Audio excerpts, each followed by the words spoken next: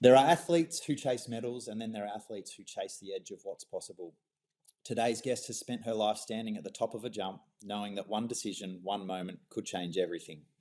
Lydia Lassila is a 5-time Winter Olympian, an Olympic gold medalist, a bronze medalist, a pioneer of women's aerial skiing, a mother, a mentor, and an entrepreneur.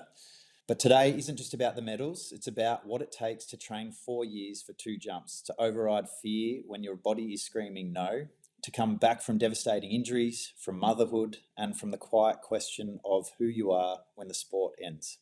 Lydia went from beginner skier to Olympian in just 18 months. She stood on the podium and she stood at the edge of jumps where survival was not guaranteed. And when she won bronze in Sochi, attempting a trick no woman had ever landed in competition, she showed us that courage isn't always about winning. This conversation is about fear, discipline, identity, reinvention, and what happens when elite performance turns into purpose.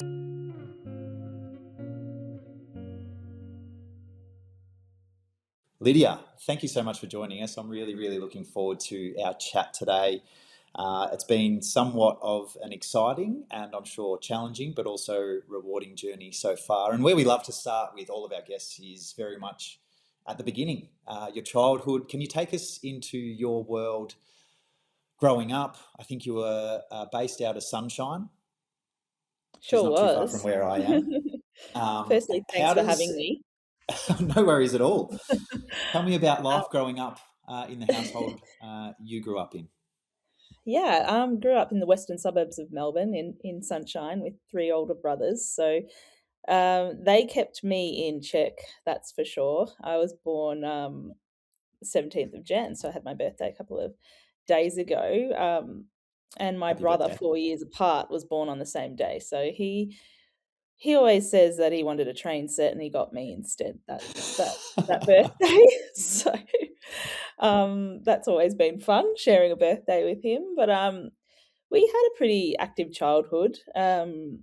More not really in the sense of structured kind of elite sport or anything. My parents didn't have a very sporting background. They were both immigrants, mum from Italy, my father from Cyprus.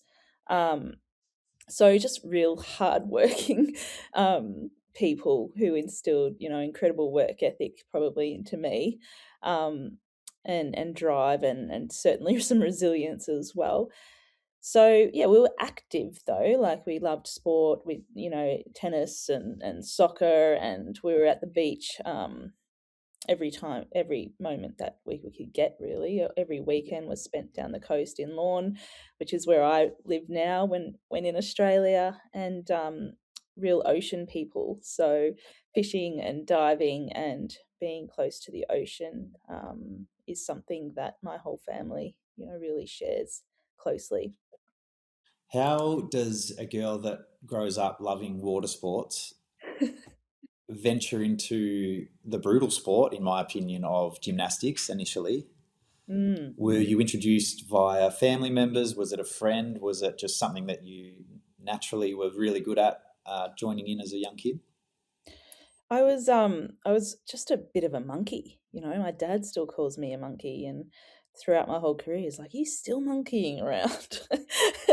So I just was hanging off things, hanging upside down, flipping, always kind of, yeah, doing some kind of acrobatic maneuver. And mum, of course, just put two and two together and said, "I think this one, she should probably go into gymnastics." So she took me to the Footscray City Gymnastics Club.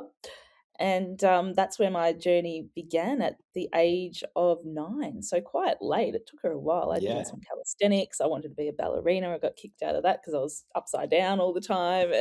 And so yeah, mum eventually enrolled me into gymnastics and thought that's going to probably be a better fit for her.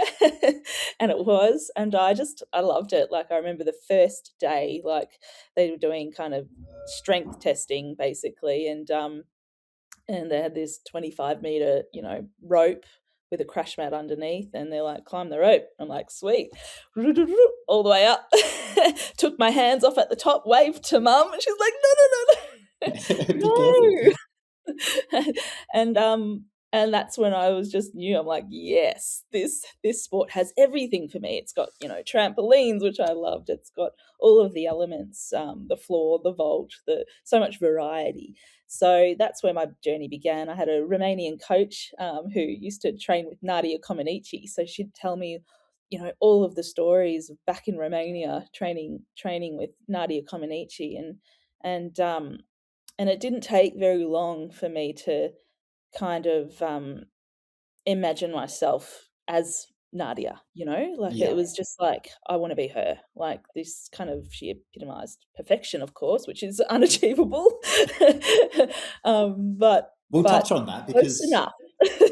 a lot of high performing athletes do genuinely chase perfection. Was there a moment in your career where you were working towards that and then had a realization that maybe it doesn't exist? Because I know I certainly on my own journey, it probably hit me in 2016. So I was 26 years of age, and it was kind of like, oh my God, now that I know that you can strive for excellence, but not actually perfection because it doesn't exist, it took a lot of pressure off. Yeah, and I think you might agree, but I think we have moments of perfection, right? Yeah. Like where you perform a move and you're like, wow, that was as good as it can be done, or like that felt amazing. And for me, that's kind of the idea of perfection where, I mean, aesthetically, you look at something and goes, that's spot on. But the feeling inside is like, I couldn't have done it better. And so that's my version, I suppose, maybe of perfection. I'm never going I to be love able to that. look like Nadia Comaneci, right? Or even today, like I'm 5'2". I would love longer legs, but I'm never going to have them, Yeah. So I do the best with what I have, and if it feels good, then that's close enough for me. I love that. The reshaping of perfection, what it actually looks and Yeah, feels like to you. I think so. Like I never got too caught up on it because I dare say that I could always find something to improve on. So Yeah. I was always picky and always like, oh, I can probably do that bit better, that bit better, that bit better. But when you have, a performance, especially under pressure, that is as good as you could have pulled out or done, then I think Yeah. the idea of perfection kind of gets thrown out the window when it gets replaced with the gold medal, right? Or something like Yeah. that. And you're like, I'll take it. Tell me, speaking of things getting thrown out the window, you have a devastating injury that effectively ends your gymnastics career. How was Yeah, that to sit in that space, very young, aspiring uh, Olympian, I suppose, or representing your country, and then mm. it's taken away from you like that? How do you deal with that? um, I'm going to go back because I think it was taken away earlier. Yeah, Um, okay. yeah. So my family is a wonderful family, and we're all very close, and a lot of love there, and a lot of support.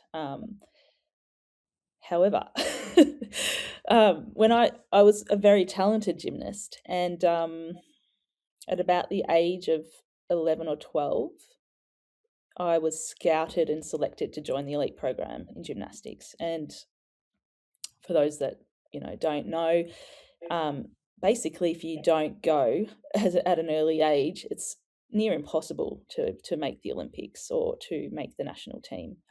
Yeah, Gymnastics is, yeah, it's brutal, and it requires from a very young age a lot of miles and a lot of hours in an elite system, often not our own systems in terms of culturally in Australia, either Chinese or Russian or whatnot, Eastern Bloc. So I was selected, yeah, at around the age, I think it was 11, and the option at the time, we lived at that point, we'd moved to a farm in Diggers Rest. So it's on the outskirts of Melbourne, near pretty much about 15 minutes from the airport. And so we become farmers. And not a lot of public transport out there at the time either. So mum, was taxiing my three brothers and myself to school and all of the after school activities, and yeah, nuts. And so the option at the time was either to go to Cheltenham, which was completely on the other side of town, or to the AIS in Canberra, where a lot of gymnasts were going. And I got selected, and I'm like, I've made it. This is it. This is my ticket to the Olympics, to becoming somewhat close to Nadia Comaneci, and I have to go, and my mum and dad said no, basically. They didn't want to break up our family unit, and all for a kind of this not silly, but almost a bit silly little dream, Yeah. and not important to me it was, but not as much to them. And so they said no, and I was devastated. I knew. I was like, no, I'm never going to make it. Like, I have to go. Like, if you don't let me go, I'm never going to make it. And so I cried for like 6 months because I just knew that it was just, it was not going to happen, and that was my only chance. And so I continued through the national stream in gymnastics. I switched gymnastics clubs to Nidri Gymnastics over in Essendon Airport, and went through the national program, won everything there was to win up to level 10, which is the maximum you can go, won national championships at 15. And then I got an interesting offer again to join the elite program. And they started to kind of pop up all over Melbourne at that point, this time at MLC over in Kew. Yep. And I think maybe out of like guilt or whatever it was, my parents said, for sure you can go, because I was really good, and honestly it was like my last kind of slim chance of being able to make it. So I went. I didn't board. Mum drove me to Kew every day from Diggers Rest. I went from training 14 hours a week, because I was never allowed to train on weekends, because that was the time we went to Lorne, to the beach. Yep. But I went to training 14 hours a week to 32. So it was on, and I improved like lightning speed. Like, it was just like unbelievable. I was exhausted because it was full on. I was growing, but I was improving. And it all came to a quick, abrupt end as soon as I was doing a release on the bars, and I missed it, but I fell. And there was a crack in the crash mat, and my ankle just went straight down it, and I tore my ligaments in my ankle. And that was probably before the 98 Commonwealth Games. So I was kind of, I did those trials, but I was very limited with what I could do. And that turned then into, because I was off my feet, I was doing a lot of bars. It turned into a wrist injury that I couldn't even open doors anymore. And then it came to a point where I was like, I don't got this. I'm not going to make the Sydney 2000 Olympics. I knew I was doing some national team camps and things like that. And I'm like, this is not going to happen. So then I made the decision that I'd had enough, or it wasn't going to happen. So I'm going to stop now. And so that was that a hard decision? Yeah, it was letting go of just a life, like a goal and a dream that I had, ever since I started the sport. And but I also wasn't delusional. Like, I was like, I'm not going to make it. So I just had to kind of let go. And so I was interested in other sports, definitely. Like, I had shoulders built like this. I go beyond the screen. Like, so I was could be a really good kayaker. I loved like iron man, surf, lifesaving. Adventure kind of sports. Yeah, and I also got a call at the time from Cirque du Soleil, who were just starting out. And I got a call from a French Canadian. I could hardly understand him, saying, "We know you just retired. Would you like to join the circus?" And I'm like, "What? No, I'm not joining the circus." Yeah. And so I didn't. And it, had I known, I probably would have taken that path. How amazing, that whole kind of empire is. But I got another interesting call from a gymnastics coach from out of Eltham, Rachel Johnson, who was also a ski instructor. And she said, "Hey, Lydia, I know you've just retired, and the Olympic Winter Institute of Sport are trying a new pilot program, essentially, where they want to see if they can turn gymnasts into aerial skiers. And I'm like, again, like, what is aerial skiing? Like, what? Yeah. and and another one of my friends who I did gymnastics with, Liz Gardner, also got asked. So it was the two of us guinea pigs, essentially, asked to join this pilot program. So I didn't know anything about aerial skiing. I'd never skied before. We honestly, we weren't mountain people, and I remember being interested. So I went to a meeting with them in it was in the Rialto Towers, and they put the VHS kind of tape in the in and press play, and this was aerial skiing, these athletes flying off these jumps, doing these amazing flips and twists, and so elegant, and like it's crazy to watch. Of What course was they your weren't initial showing. thought? Like the first moment you saw Well, I was just like, jumping? "What is this? Like, what is this? This is amazing," right? Because they didn't show the crash reel, they showed all the highlights, and it was people doing these beautiful jumps, skiing away, and I'm like, "Wow." And then it was just a matter of like, and dangle, dangle the carrot was like, "You could probably go to the Winter Olympics," and I'm like, "All right, let's go." Like, I'm sold. I want to do this. So Yeah. the worst case scenario, I'd learn how to ski, and because there was nothing to lose. So I was in university. I was studying a Bachelor of Applied Science with Liz, my teammate.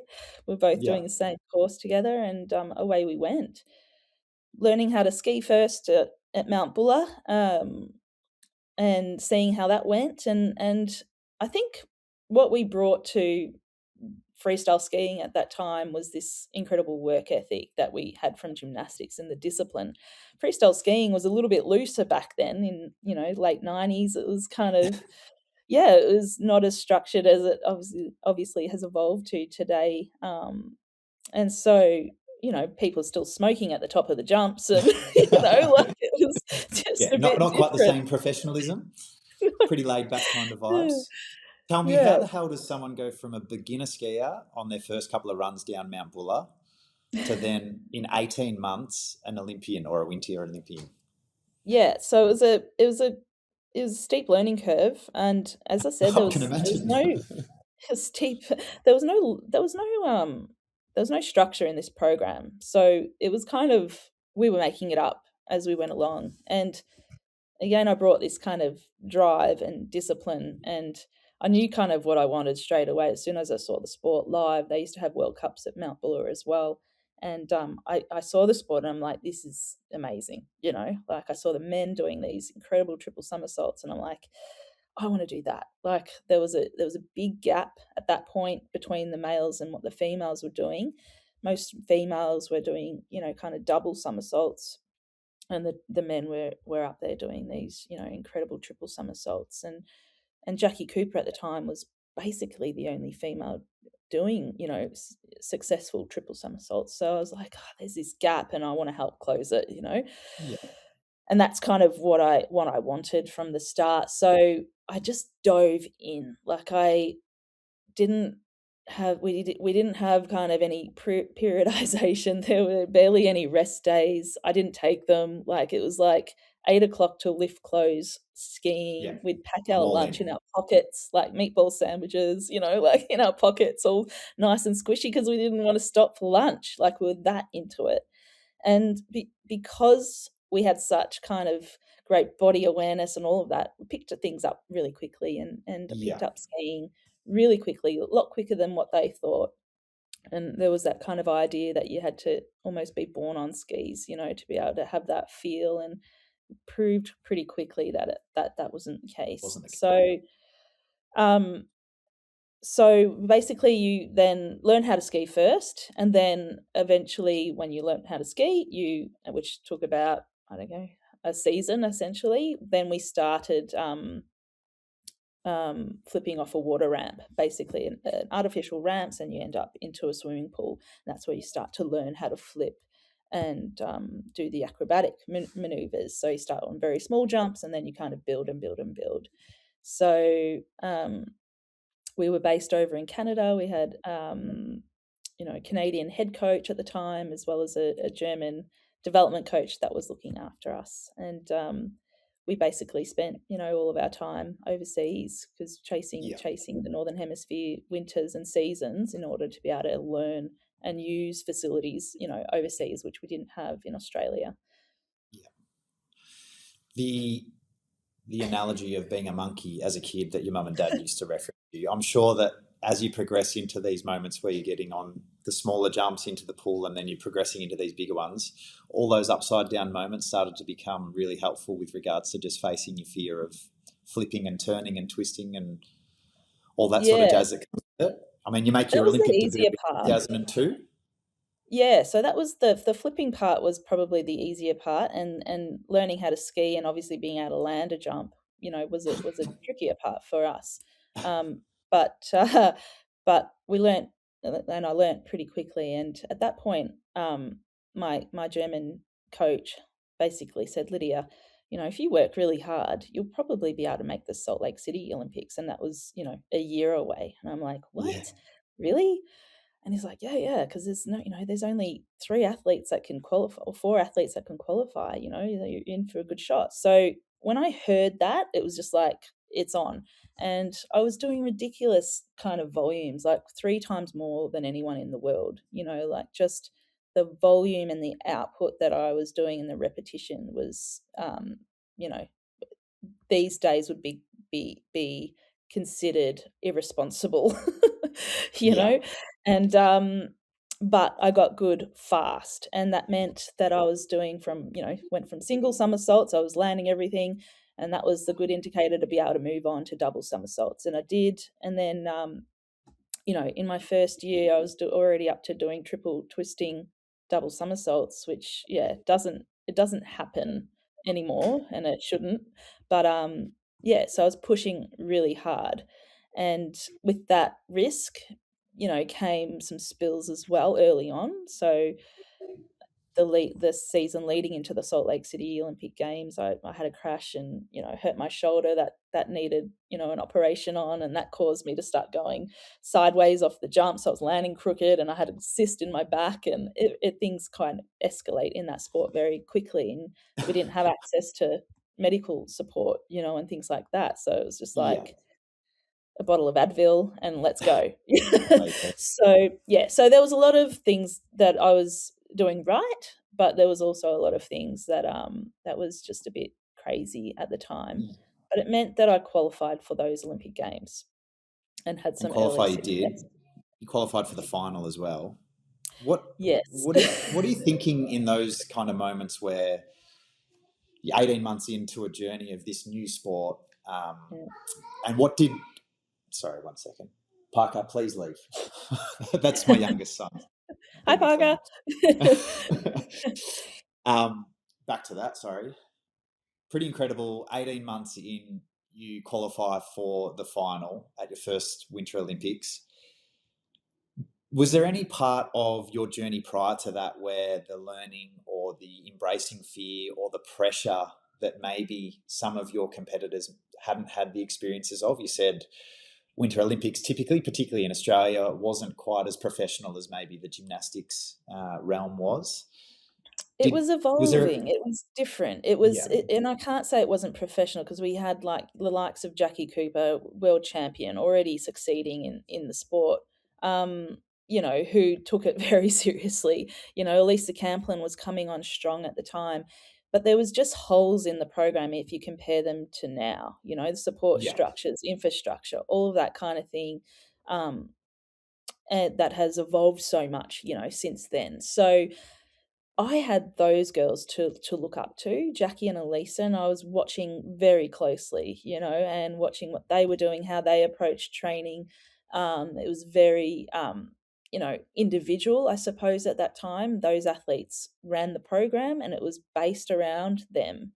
The program was based around them. So yeah. I was kind of just in the shadow and watching. and watching what everyone else was doing, obviously, on the Yeah. world stage, because I was traveling with them. And so it was a fantastic opportunity to learn, to kind of mirror, to pick things I liked, I didn't like, and try then to do them, my way. So coming into those Olympics, yeah, Jackie Cooper was set to win those Olympics. She was a clear favourite. She crashed in training and busted her knee, which was full on, Yeah. to see and experience as a young athlete, Yeah. and wide eyed and just like, whoa, what just happened? She got carted off, and Elisa Camplin was in the best form of her, career, and first win was an Olympic gold medal. So it's just Yeah. like, what a thing to be a part of, Yeah. it's just How do you, incredible. as a young athlete, as you touched on, how do you balance the emotions of seeing one of your idols crashing and having a pretty significant injury, and then another one of your idols or someone that you look up to or that have been traveling with go and kill it, and Yeah. have the polar opposite experience where they're celebrating their first win with a gold medal? How do you wrestle with that as a young athlete wanting to kind of do one, not the other, Yeah, and look, face those fears? it was really it was very mixed emotions. I felt so gutted for Jackie Cooper, then elated, for Elisa Camplin, and then I had my own stuff that I was dealing with. At that point, I was in a bad way in terms of physically. I was in a lot of pain. I had this cyst in my back that was causing numbness down my legs, and I had a shoulder that was barely strapped on by tape. It needed surgery after those Olympics. So I was battling like a lot of fear and like not anxiety, but just I was in pain and just Yeah. trying to get through. Um, but with the same mentality that I was there to win. So it was a little bit crazy, not crazy, not delusional, but I wanted to win, Yeah. and I had no business in winning, but I wanted to, Yeah. and I wanted to do my best jumps out there. And so yeah, I qualified for the finals and ended up jumping my way to 8th place, which for your first year ever competing double somersaults is a very Unbelievable. good result. Yeah. Yeah, Very, very despite cool. everything that was going on. Absolutely. You speak of the fear of the injuries and so forth, and then the real cost of what risks are outlined in. And as you said, when you're introduced to the sport, they show all the highlights, a lot like any sport, right? Mm, This is how it can look, and it's elegant, as you said, and it looks amazing and effortless, and people do it mm. so easily. But on the other side of that, there is the absolute brutality of. I mean, there must have been moments where you sat at the top of a run and thought, I might not survive this. Is that a real thought that kind of goes through your head at times? Survive, yes. Get seriously hurt, that was more of a kind of concern. Was there any techniques that you used, because this is relative, I mean, maybe not working into the office on a weekend, you're a chance of, breaking a leg or an arm or a back or whatever it is, but there is a real fear of failure in some regards. Mm. Uh, is there any techniques that you use to help kind of compartmentalize that and allow you to go and best execute on your run? Yeah, and they're learned, and it only comes from practicing and being in that kind of situation when you're pushed, to having to face those fears. A lot of people don't get there. They Yeah, stay back and don't go there. So they struggle to not know, like they just haven't experienced it. And once you experience it and you experience several times, you kind of get used to fear being around. yeah, And eventually you learn through techniques, through mental training work, which I did extensively. For me, I learned how to kind of make fear my friend. yeah, And it's like, hey, fear, thanks for showing up. What do you want me to know today? Why are you here? Like, I know you're here, so you're here to look after me. So what do you want me to know? What do you want me to be alert about? And that's kind of how yeah, I spoke to fear, yeah. It and might sound helped. bizarre to some people, right? But Mm, there is techniques and there's proof in moments where you sit there and by acknowledging it, accepting it, and then focusing on the things you can control, you actually can correct. kind of put those alarm bells away and actually focus on just the execution of what you've done time and time again, whether it's into the pool or in practice jumps. Yeah. And that's so relative to everyone in their life, whether it's your kids that you're talking to before they go and do Yeah. a athletics race or a test, or when you are facing a jump for a gold medal. Yeah, and not seeing fear as a weakness. I think fear is a great warning signal, Yeah, it's like, be alert. It's just it's instinctive for us and if you yeah, didn't feel it, I don't know, something might be a bit wrong. But yeah, but when you're pushing boundaries and when you're extending yourself, you will encounter that feeling. And it's then how you manage it. It's then, do you let it decide to like override your system and freeze? This is fight or flight. Like it's yeah, do you freeze and do you then rush everything and miss kind of being in the moment, because that's what fear can do. It can cripple you so that you miss what yeah, happened, the moment. Or do you say, okay, thank you for being here. I I know that I just need to maybe focus on my breathing, think about my technique, think about all the cues that I want that I need to execute this jump, whether it's your takeoff, your vision, whatever it might be, and you break everything down into moment by moment segments and slow it down. And that's essentially how I get through every scary situation, whether it's a keynote talk or, something scary, is breaking it down and being in the moment. So fear is, you know, it's it's a great warning signal, and when you know how to manage it, it's helpful to remind you can to be be present. your superpower almost, can't it? Can be. It can fuel you. You've ruptured ACLs on a couple of occasions, correct? Yeah, yeah. The re-rupture in 2006, was that your most painful injury, or were there other ones that were more significant? Um, that one kind of put me out the longest, I would say. Coming back from Salt Lake City, shoulder surgery, trying to get my back better was something that almost continued throughout my whole career. It was managing back, Yeah, But the ACL was a pivotal point, and it was, I blew my knee for about 6 months before the Torino Olympics, my next 2006 Olympics, and I had big goals for that. I'd been to Salt Lake. I wanted to win the next ones. That was the goal, yeah, and doing triple somersaults and evolving, as an aerial skier, and I was on that path. I was in my second year. I was already ranked number 2 in the world behind Elisa Camplin. We were, dancing on the podium together all season, and it yeah. continued that way to 2006. Was that a healthy competition, or was it a It was was there good, any? yeah, it Yeah, was fantastic kind of competition. She rooting for was each other, but also wanting well, to she beat she each other. I was kinda chasing her, I was Yeah, chasing her, and, she was in her prime of her career, and she was just, and I was right there, nipping at her heels, so keeping the pressure on. So I think it was a healthy rivalry, yeah, and what you want kind of in sport. Um So I think that was a great time. Um, but yeah, I had bigger goals, I had bigger dreams, and they were my own, and of who I wanted to become as an aerial skier, and yeah, pushing boundaries that way. And so yeah, the ACL leading into Torino was a big hiccup. Elisa Camplin also had an ACL leading into Torino as well. She had two. And so we were both kind of in the thick of it, trying to rehab and make it back for those Olympics in time. And I went through all the rehab and got back in time. I did one World Cup for those Olympics and I won it. And I'm like, okay, sweet, I'm back kind of where I left off. ready to go. Yep.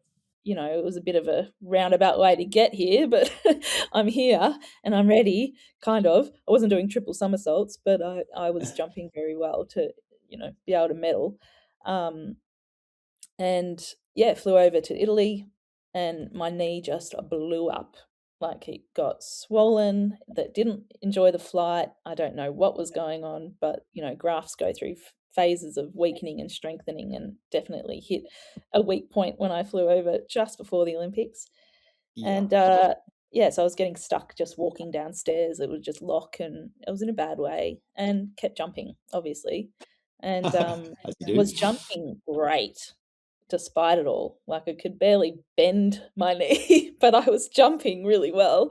Um, and yeah, got through to we had the semi-finals, did one jump near perfect. I couldn't have done it any better. I was sitting right behind, Jackie Cooper, who'd also made her comeback from Yeah. knees, and one jump to go. And just as the time went, I could feel my knee getting stiffer and stiffer and stiffer as you're waiting for your turn. And I got to the top. I'm like, jumped, and as soon as my kind of ski hit the snow, um, normally you could fight it and save it, but kind of my knee just blew up, and I just knew straight away it had enough. So it was devastating, but it was when you get injured, I think there's almost like a feeling of grief, because you've lost an opportunity of something. You never know you're Yeah. going to get back, and it's just, look, it's just sport in big scheme of things, but at the time,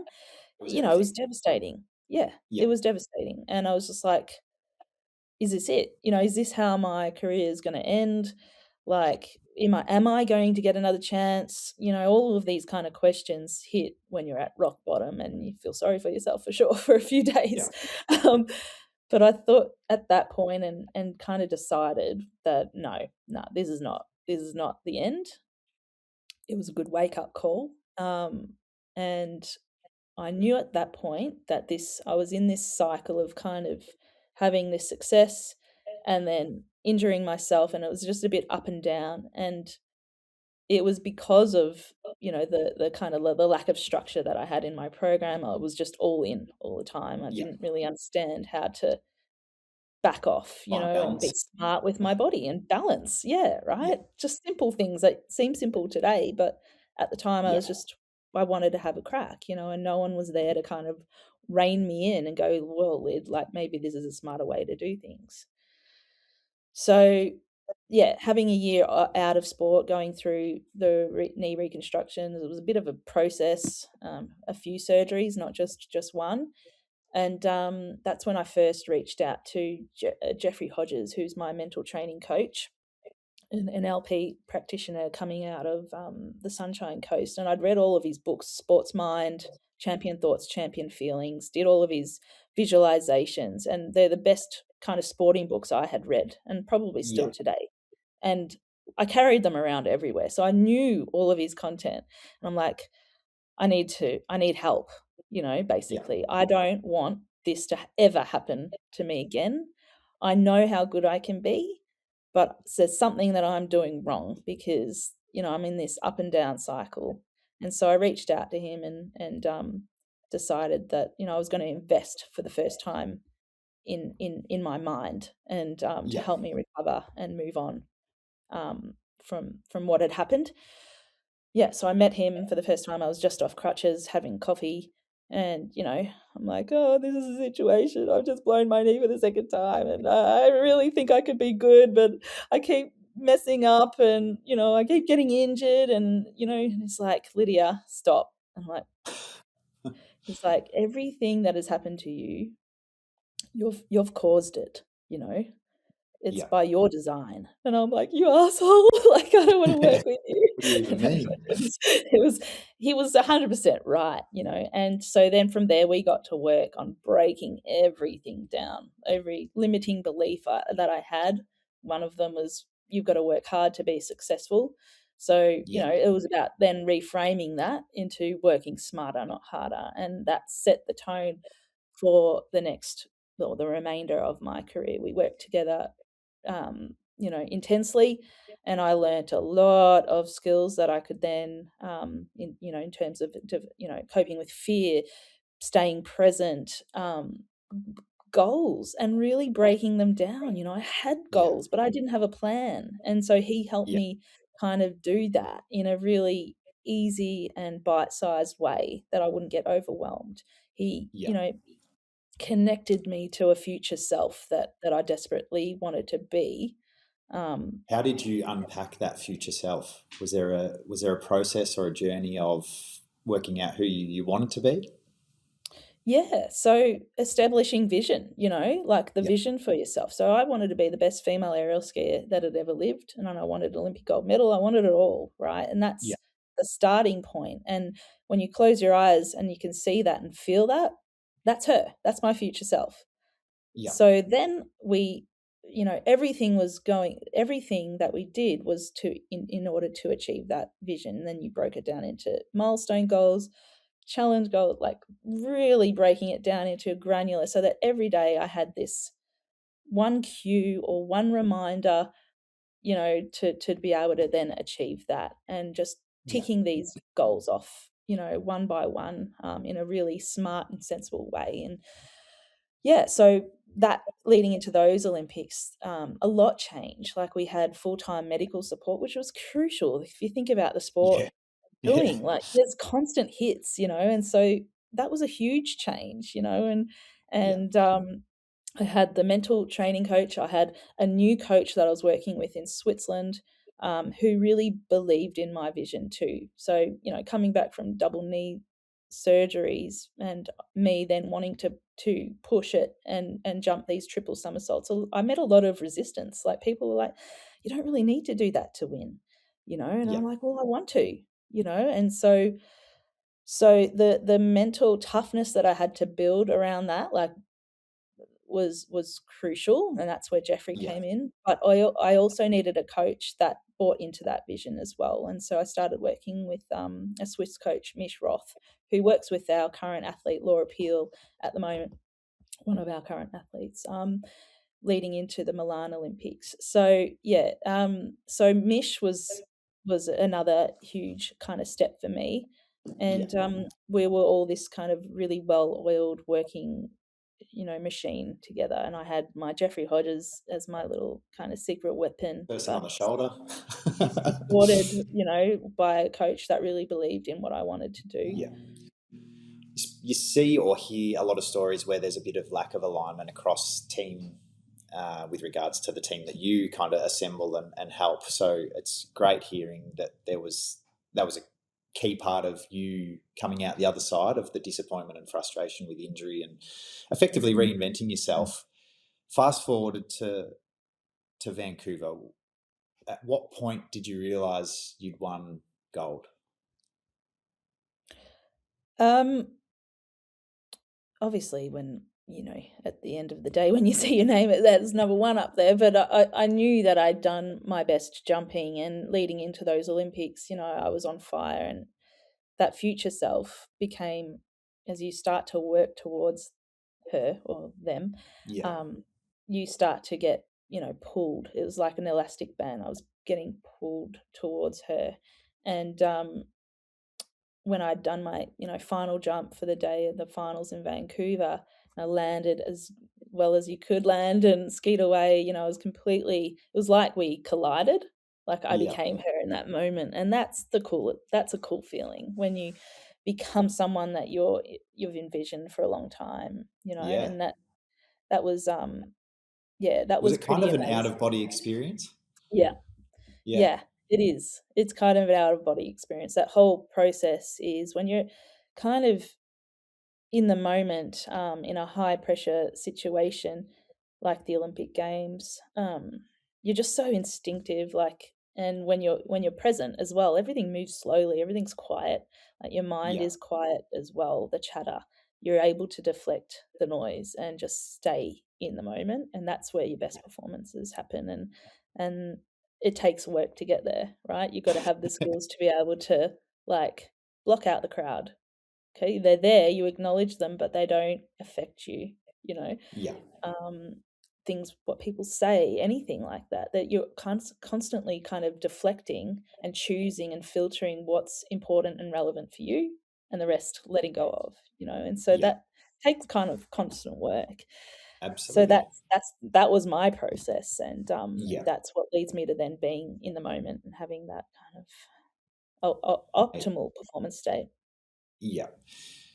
We've had many successful athletes on the podcast, and they all speak of that one moment that they've been working towards, whether it's an Olympic gold or lifting a trophy at the end of a tennis tournament or a premiership cup, everyone kind of goes, it's amazing because it's all of your hopes and dreams kind of bundled up into this one moment. But then really quickly you kind of go, What shit, next? it's not as good as I thought it was going to be. Well, for me, it was like, what's next? Yeah.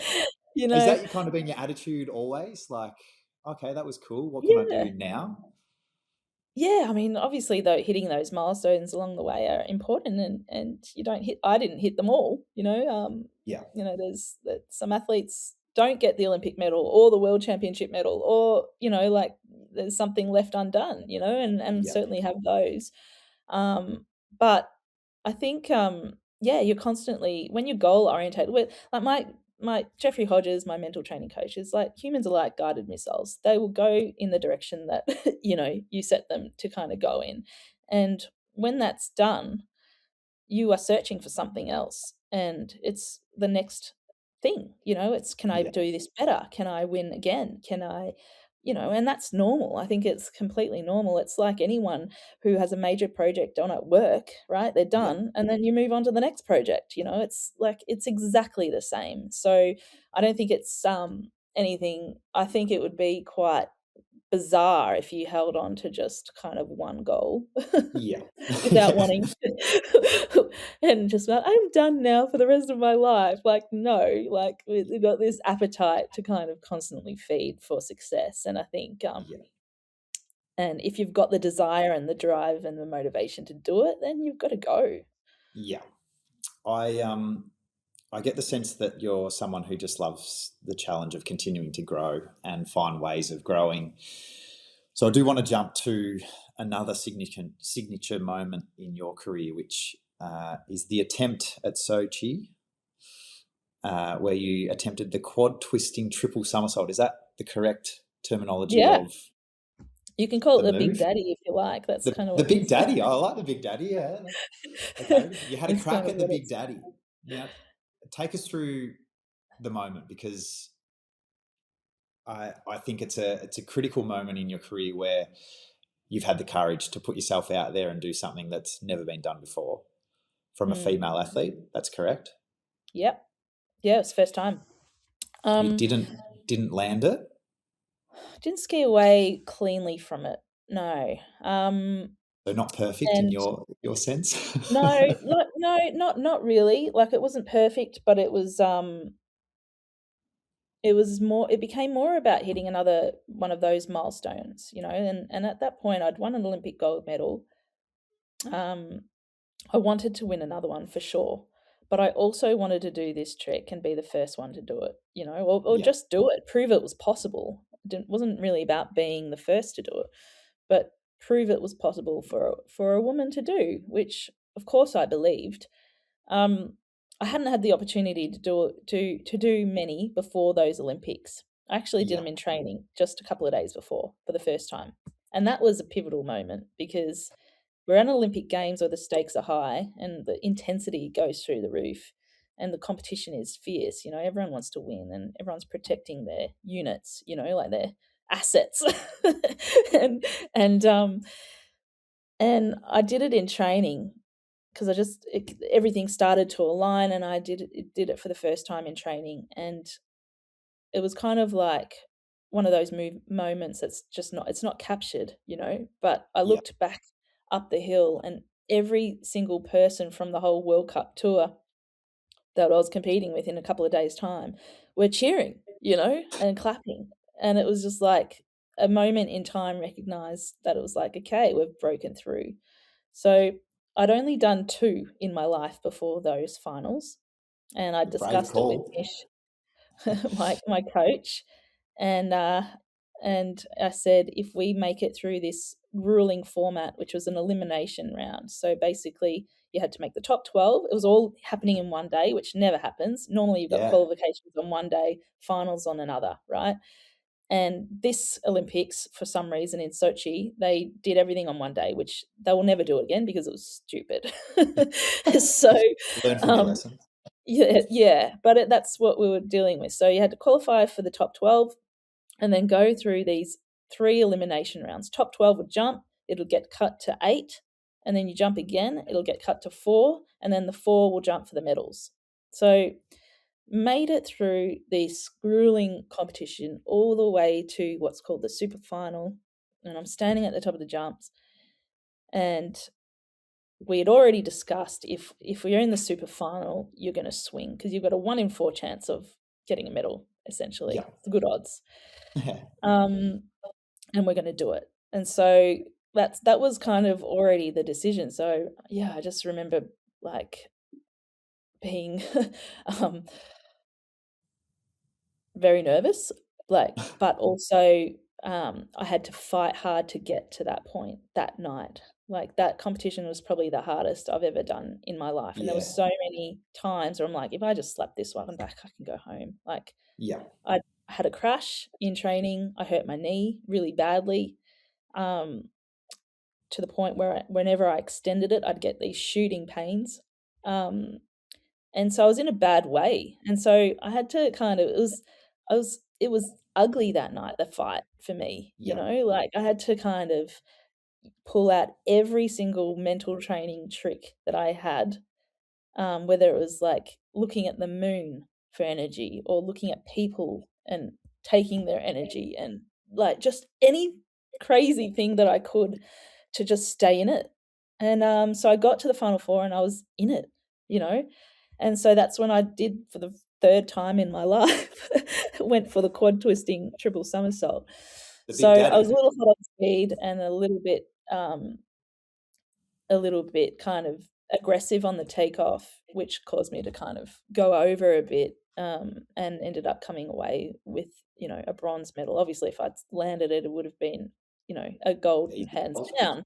But yeah, didn't land it cleanly enough and came away with the bronze. And it was a fantastic final. Everyone was, throwing down really hard tricks, and really swinging for those finals. And yeah, so I came away with a bronze. It was a bit bittersweet, but at the same time, fulfilling another milestone goal that Yeah. you don't know if you're going to get another chance. Like I didn't know if I was going to compete at another Olympics or have that moment again. What Yeah. if I didn't make the finals? It wouldn't have happened at all. So, Yeah. like, yeah, so there's kind of all these what ifs, and when you get to that point, what are you willing to sacrifice? At that point, I was willing to sacrifice an Olympic gold medal in order to achieve something a little bit bigger that Yeah. someone had not done before, and that was the price I was kind of willing to pay. So I would do it all again. Yeah. And Same maybe decision. if I hadn't got an Olympic gold in Vancouver, maybe I wouldn't have taken that risk, and I Yeah. would have wanted to just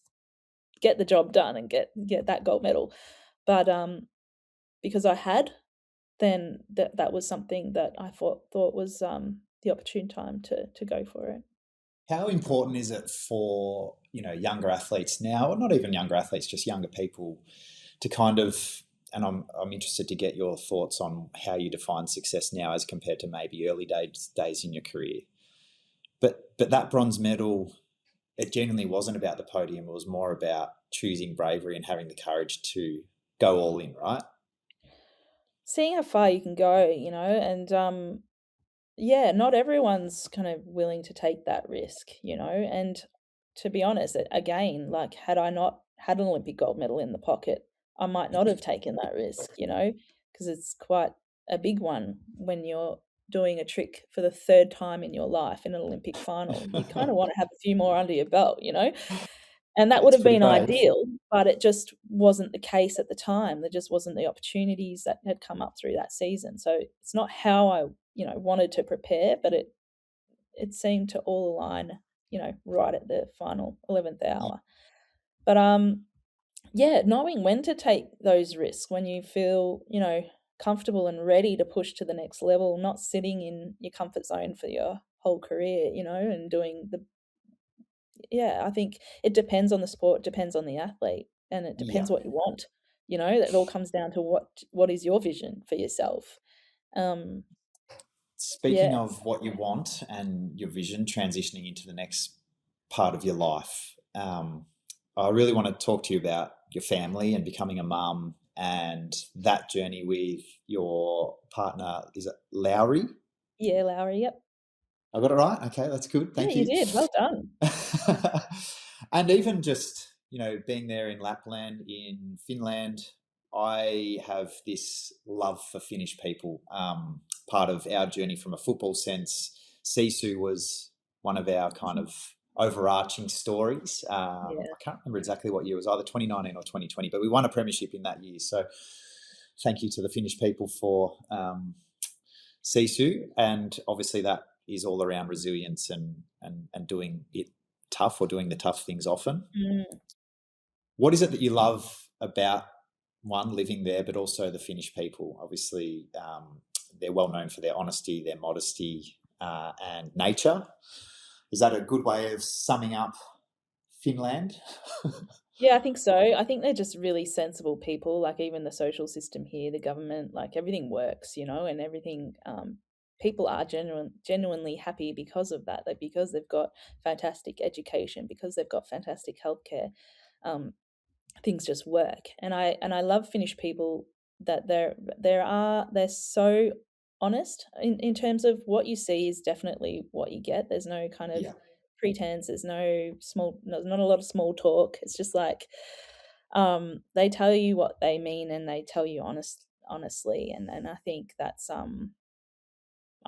living here now for a few years, it's quite nice. Yeah.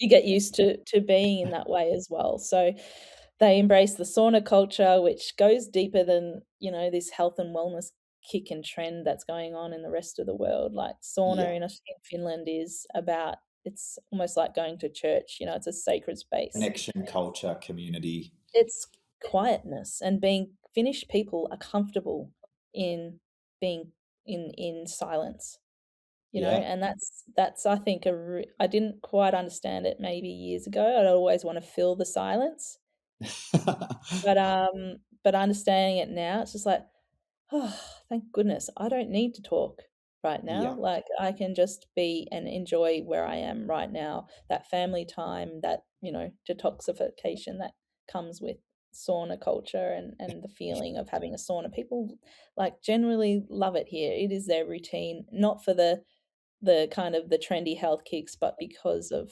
what they've already known for so many years. Yeah.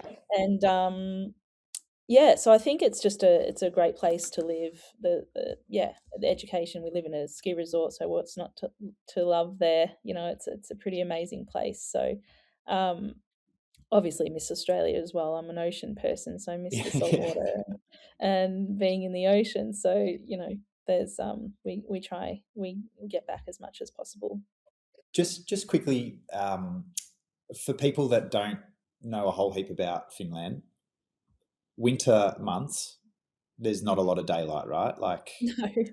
what's the shortest amount of daylight you have in a day? Are Um, we talking it's three or probably four 3 hours? hours, 3 hours of daylight. Yeah, so as soon as It'd the be polar hard for night hits. Australians to comprehend, particularly those that live in Yeah. Queensland. Yes, exactly, and it's hard to go without the sun, like, I feel it, because, Yeah. you start to get a bit more tired, you wanna sleep a bit more, and, but it's also a really cozy time of the year. So Finnish in Finland, you there are so many distinctions between each season, and I think that is something we don't really experience much in Australia, depending on where you live. Yeah. But the seasons are so distinct. The winter is real winter, and then there's seasons within the winter, and then the summer, the day that it's constant 24/7 sunlight, you Yeah. know, and then you've got the autumn colors, and yeah, so every I love that every season is really distinct like that, and you Yeah. really feel the change, and so that means you've got something to kind of look forward to, and I think that's Yeah. really nice. Like now we know we're through the polar night, so the sun, the days start to get longer and longer each day, and you actually notice it. So Yeah. it's like, yeah, living in a bit of a what do you call it, snow globe here, but beautiful Speak to place. me about how motherhood, having Kai was your firstborn, Yeah. and then Alec as well, so 14 and 10 years old. How has that changed who you are and the way that you show up in the world? So I had Kai after 2010 Olympics. I had him in 2011, and I took Yeah. a year out of sport to have him, and then went But back you for were so. back in the gym after about 2 weeks. Is that Yeah. correct? Yeah. I was in the gym, and my trainer at the Victorian Institute of Sport, Harry Brennan, would let me come in lunchtimes so that I wouldn't, disturb anyone else with a baby. And those days there were no breastfeeding rooms or any kind of things set up for mum athletes. And not like so that's something else that's really evolved, and it's wonderful to see that the opportunity to continue sport as a mum has certainly developed, and there's so much more infrastructure and support there for it. But for me, there wasn't a lot of people that I could ask um, or mirror off. Certainly not in Australia, and very few all over the world, really. Yeah. So we made up a lot of things as we were going, and yeah, I competed at 2 Olympics, with kids. So first at Sochi with Kai, he was only 2 years old, and in Pyeongchang I had Alec as well, so I had two Yeah. there, and I think So did they travel with you when you would go into effectively camp leading into? yeah, they Yeah. travelled a lot with me, and either had my mum or my mother-in-law or Lowry with me, helping, take care of the kids.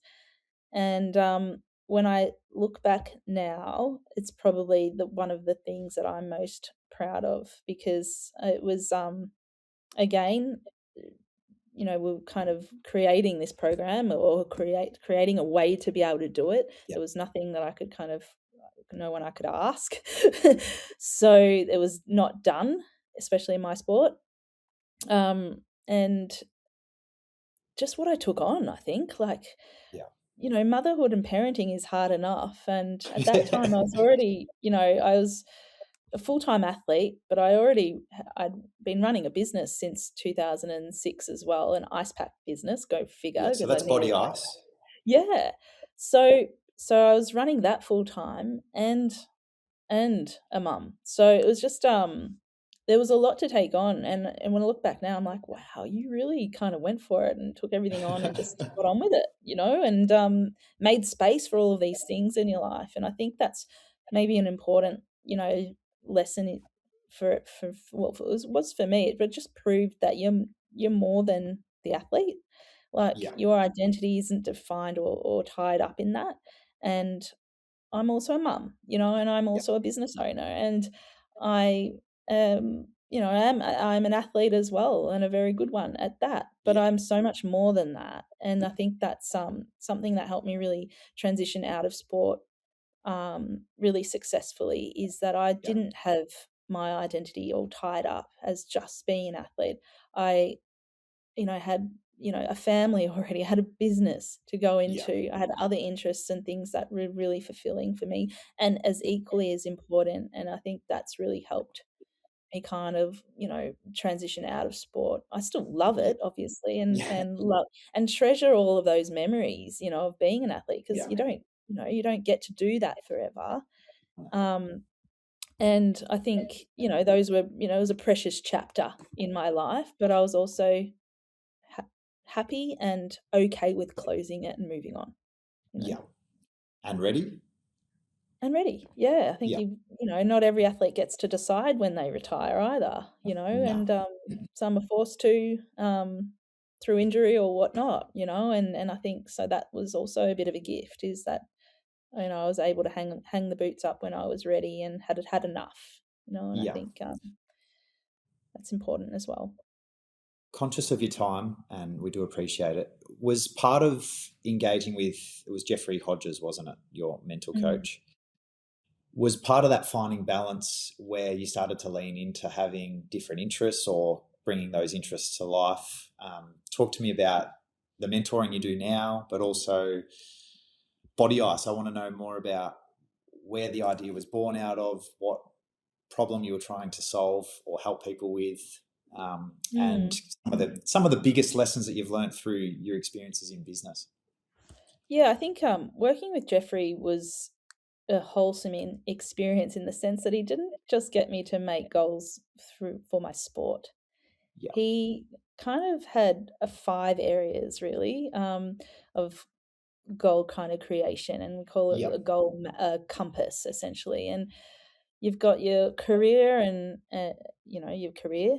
He made me make financial goals. He made me make relationship goals. He made me Yeah. make like learning and contribution goals.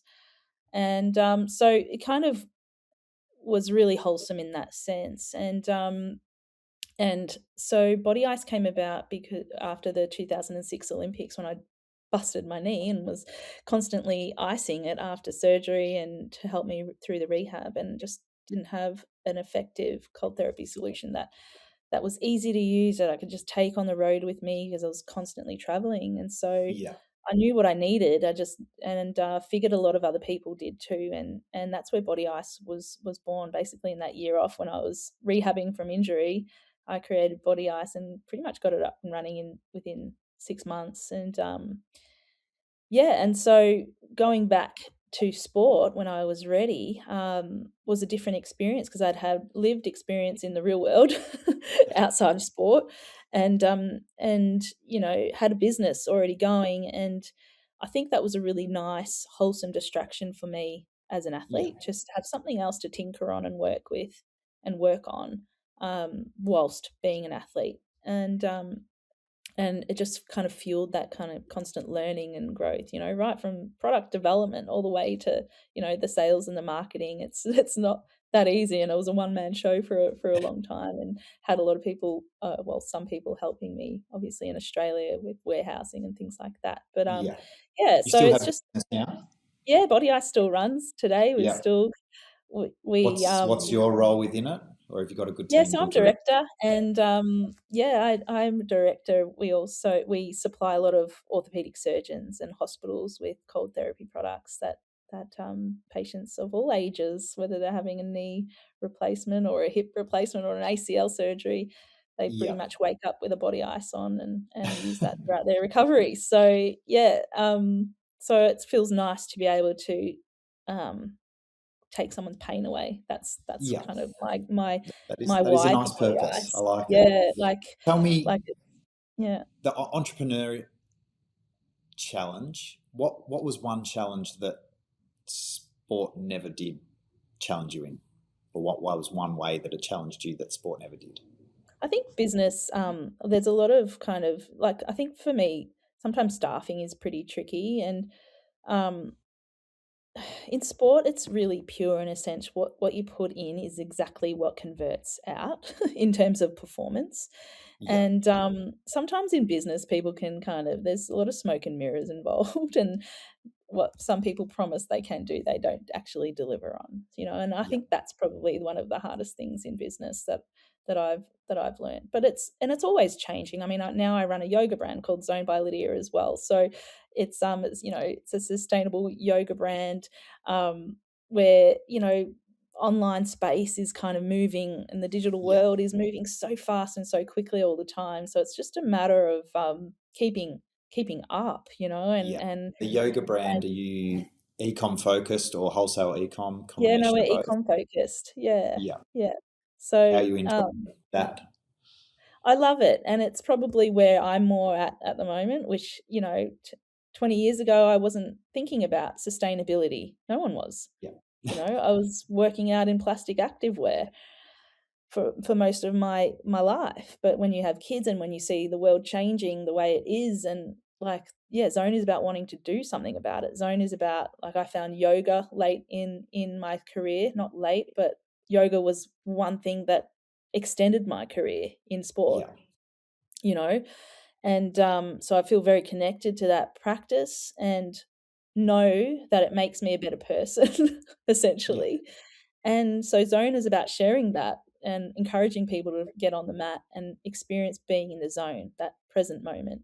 So, in a more most sustainable way possible. So Zone is Yeah. about kind of reframing activewear. We use natural fibers like hemp and organic cotton, and all natural materials in our yoga mats as well. So, yeah, so we evolve, we change, and we move with like the moments in time, and what's important to us now wasn't important to us 20 years ago. And I think Yeah. for me, I just, I have a lot of ideas all the time, and the thing is that often execute and go for them Yeah. rather than just have them as ideas. What's the big daddy that's coming up in the yoga business? Um, well, we're seeing, yeah, definitely. I mean, yoga, it's a beautiful ancient practice. Some people saying yoga is dying, which I think is the most silly thing that you can possibly say. The aesthetic and the kind of the what yoga has become as this kind of fitness regime is potentially dying, but the ancient art is definitely not. But in from an active wear and sustainable clothing space, we're seeing a lot of demand increasing now for Yeah. people wanting to wear natural fibers and steering away from synthetic fabrics. And Zone, we're here for that. Like, we're here for that change. We're pioneering hemp in Australia, hemp activewear, and it's really cool to be a part of that. So yeah, whether it's an Olympic gold medal or pioneering activewear in Australia, I think there's always something that I'm really looking forward to changing and to Yeah. making better, and Yeah. that's the goal. Absolutely. Well, congratulations and good luck with Zone as it continues to grow and Thanks. impact many people's lives in a positive way, just like Body Ice has. We've taken up enough of your time, so I'm going to finish off with a couple of quick fire just to wrap things up. What advice would you give your 15-year-old younger self that Yes. would help you along the journey? Find some people in your corner early on. Having mentors, which is something that I am, I guess, I suppose, now to other athletes, I know is a huge help in just steering the direction. It's a huge help in just kind of helping you through some of the questions that you might have and some of the uncertainties. And so having people in your corner, whether it's in a business sense or in a sporting sense or in a a mind sense, mental health sense, is Yeah. essential. Very good. What's the lesson your life keeps teaching you? Um, Pivot, get up, try again. Like, there's onwards and upwards, I think. Yeah, I think just always, I just, in a sense, I'm like very much like my mum and dad. They just get on with things, Yeah. um, and that's just how I see it now. Obviously, I've got two children and a family, and the focus is largely on them, and helping them through what they're going through as well. Like, my younger son Kai is becoming a little athlete himself, and he's in that 14 years old, that pivotal phase now where I Yeah. can impart a lot of the knowledge and share a lot of that knowledge with him and just help him on his journey. Speaking of your kids, what do you hope they understand about why you chose such a dangerous sport? This is the last one, I promise. Um, well, I think what I hope they understand is that there's certain like to try and see how far you can go. It doesn't need to be in sport, but there's some certain elements of risk that I would encourage to take in life. Yeah. Um, they can be calculated, and smart risks, but to kind of just go beyond what's comfortable. And I think that's something that they already understand, and understand that how to cope with disappointment as well. Yeah. Not everything's always going to work out. So um, having instilling in them some comfort, knowing that it's okay to mess up. Beautifully said. Well, Lydia, you didn't just learn how to fly, you learned how to land, and to land in uncertainty, to land in discomfort, and to land in a version of success that isn't defined by just medals, but by impact. And you are very much doing that in life now. So thank you so much for taking the time, sharing it with us, your story, your insights, those moments that we're defining. And we look forward to seeing how the next phase of your life continues to progress. And good luck.